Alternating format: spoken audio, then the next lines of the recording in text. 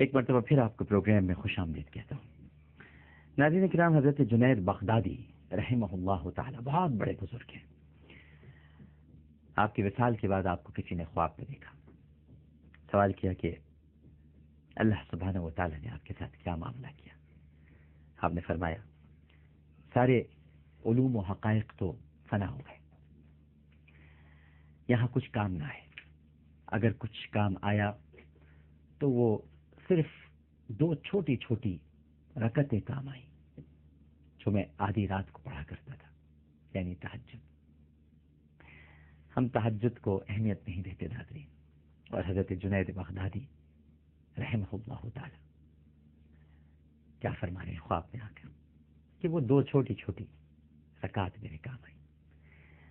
حضرت بایزید بستانی رحمہ اللہ تعالی، ان کو بھی کسی نے بعد از وصال خواب میں دیکھا اور پوچھا کہ آپ کے ساتھ کیا معاملہ ہوا؟ فرمایا جب پیش کیا گیا تو پوچھا گیا کہ اے بایزید کیا لائے؟ بڑا دربار ہے، اے بایزید کیا لائے؟ میں نے سوچا کہ نماز روزہ وغیرہ یہ سب اعمال تو اس قابل نہیں کہ پیش کروں۔ ذرا بزرگوں کا آپ ناظرین کرام انداز دیکھیے، فرمایا کہ نماز روزہ وغیرہ تو اس قابل نہیں، ایسے اعمال نہیں کہ انہیں پیش کروں، البتہ ایمان تو بفضل ہی تعالی ہے، اس لیے عرض کیا کہ توحید لایا۔ ارشاد ہوا اچھا وہ دودھ والی رات یاد نہیں؟ قصہ یہ ہوا تھا ناظرین کہ حضرت بایزید بستانی رحمہ اللہ تعالیٰ کے پیٹ میں ایک دن درد ہوا تو ان کی زبان سے نکل گیا کہ دودھ پیا تھا اس لیے درد ہو گیا، یعنی اس پر شکایت ہوئی کہ درد کو دودھ کی طرف منسوب کیا اور فاعل حقیقی کو بھول گئے، حالانکہ درد عز یا رست در ماں نیز ہم۔ پھر ارشاد ہوا کہ بتلاؤ اب کیا لائے ہو؟ عرض کیا کہ اے اللہ کچھ نہیں۔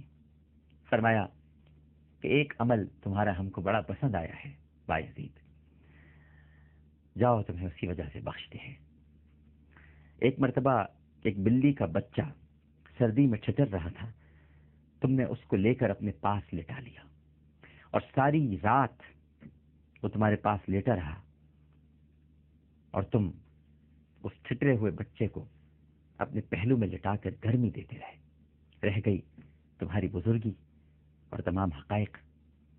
تو اس کے بارے میں حضرت بایزید بستانی ارشاد فرماتے ہیں کہ یہ سب کچھ کالعدم ہو گئے، بس اس بلی کے بچے کو، اس ٹھٹرتے ہوئے بلی کے بچے کو کیا بچا لیا کہ اللہ سبحانہ و تعالی نے مجھے بچا لیا۔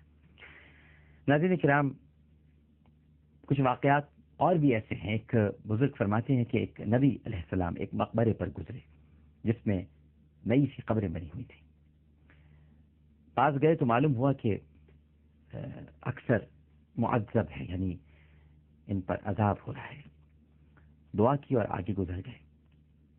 کچھ عرصے کے بعد جب وہاں سے دوبارہ گزرے تو قبریں شکستہ ہو چکی تھی۔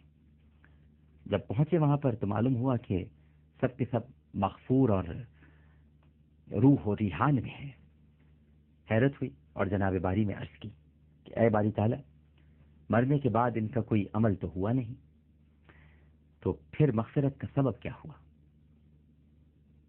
اللہ سبحانہ و تعالی نے ارشاد فرمایا کہ جب ان کی قبریں شکستہ ہو گئی اور کوئی ان کا پوچھنے والا نہ رہا تو مجھے ان سب پر رحم آیا اور میں نے ان کی مغفرت کر دی۔ ناظرین کرام، ایک عابد کبیر علیہ رحمہ سے منقول ہے کہ ایک شرابی اور بہت ہی گناہ گار، یہ بدکار شخص تھا، یہ بصرے کے اطراف پہ رہا کرتا تھا۔ اس کا انتقال ہوا تو چونکہ پورا ہی گاؤں اس سے ناراض اور بیزار تھا، کوئی شخص اس کا جنازہ اٹھانے اور نماز جنازہ پڑھانے کے لیے نہیں آیا۔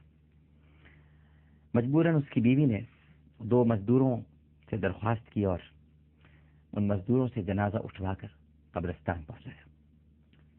گاؤں کا کوئی بھی آدمی قبرستان تک نہیں آیا، سب بیزار تھے، سب دکھی تھے اس سے۔ اس گاؤں کے قریب ایک پہاڑ پر ایک بہت بڑے بزرگ اور بہت عبادت گزار زاہد و عابد رہا کرتے تھے۔ یہ صرف عبادت میں مشغول رہتے تھے اور یہ تمام گاؤں والوں کے پیر و مرشد تھے۔ اس بزرگ نے پہاڑ کے اوپر سے دیکھا کہ ایک عورت جنازے کے پاس ہے اور کوئی جنازہ پڑھانے والا نہیں ہے.